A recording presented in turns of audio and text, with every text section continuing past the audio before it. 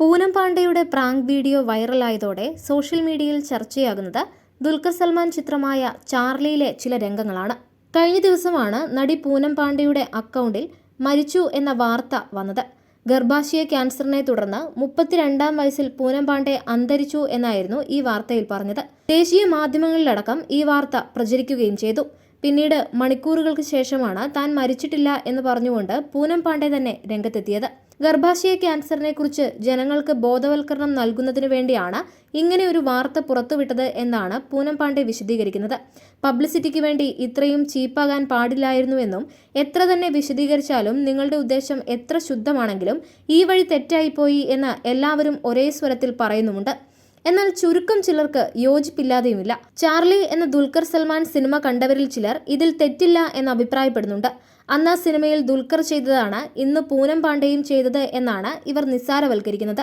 അല്ലെങ്കിൽ തന്റെ മരണവാർത്ത അറിഞ്ഞാൽ സ്നേഹിക്കുന്നവർ എങ്ങനെ പ്രതികരിക്കും എന്നറിയാനുള്ള ക്യൂരിയോസിറ്റി ആയിരിക്കുമെന്നും അതാണല്ലോ ചാർലിയിൽ ദുൽഖർ ചെയ്യുന്നത് എന്ന തരത്തിലുള്ള കമന്റുകളാണ് സോഷ്യൽ മീഡിയയിൽ വരുന്നത്.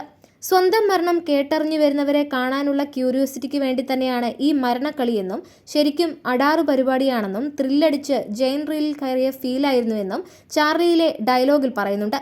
ഈ ഡയലോഗാണ് സോഷ്യൽ മീഡിയയിൽ പൂനം പാണ്ഡെയുടെ ഫോട്ടോയ്ക്കൊപ്പം ഇപ്പോൾ വൈറലാകുന്നത്. എന്നാൽ ഇത്തരം പബ്ലിസിറ്റി സ്റ്റണ്ടുകൾ പൂനത്തിന്റെ ആദ്യ പരിപാടിയല്ല. വിവാഹം കഴിഞ്ഞ് ഒരാഴ്ച കഴിഞ്ഞപ്പോഴേക്കും ഭർത്താവിന്റെ പേരിൽ പീഡന കേസ് കൊടുത്ത് അറസ്റ്റ് ചെയ്യിപ്പിച്ച് ഒരു നാടകം കളിച്ചിരുന്നു പൂനം പാണ്ഡെ. സോം ബോംബെ എന്നയാളെയാണ് പൂനം വിവാഹം ചെയ്തത്. ജാമ്യത്തിൽ ഇയാൾ പുറത്തിറങ്ങിയ ശേഷം സന്തോഷത്തോടെ വീണ്ടും ജീവിതം തുടങ്ങുകയും ചെയ്തു. ഇതിനെതിരെ സോഷ്യൽ മീഡിയ വ്യാപകമായി പ്രതികരിച്ചിരുന്നു. ഇതിനു പിന്നാലെയാണ് ഇത്തരത്തിലൊരു പബ്ലിസിറ്റി സ്റ്റണ്ട് കൂടി വന്നത്. 16-ാം വയസ്സിൽ മോഡലിംഗിലൂടെയാണ് പൂനം പാണ്ഡെ ശ്രദ്ധ നേടിയത്. അർദ്ധനഗ്ന ഫോട്ടോസ് സോഷ്യൽ മീഡിയയിൽ പങ്കുവച്ചാണ് പൂനം വൈറലായത്. ബോളിവുഡ് സിനിമാ ലോകമായിരുന്നു പൂനത്തിന്റെ ലക്ഷ്യം. സ്വപ്നം കണ്ടതുപോലെ തന്നെ പൂനം പാണ്ഡെ സിനിമകളിലേക്ക് എത്തുകയും ചെയ്തു. ബി ഗ്രേഡ് സിനിമകളിലെ നായികയായി പൂനം വളരെ പെട്ടെന്ന് വൈറലായി.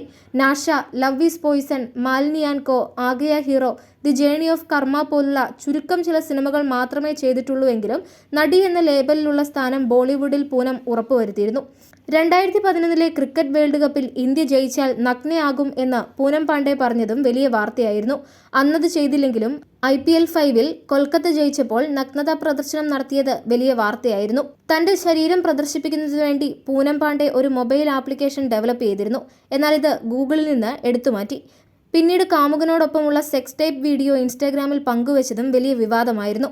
പിന്നീട് പൂനം തന്നെ അത് ഡിലീറ്റ് ചെയ്യുകയാണ് ചെയ്തത്.